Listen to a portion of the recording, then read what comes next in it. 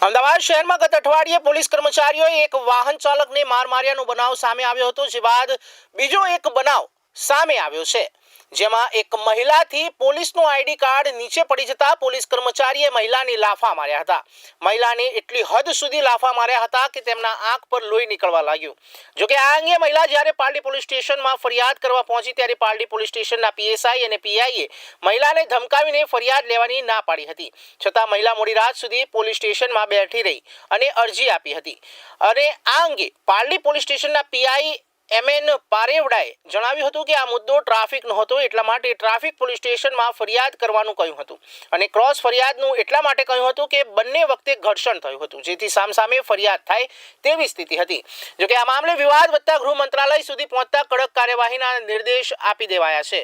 ઉલ્લેખનીય છે કે આ ઘટના સામે આવ્યા બાદથી ચારે કોરથી પોલીસ કર્મચારીની આકરી ટીકા કરવામાં આવી હતી.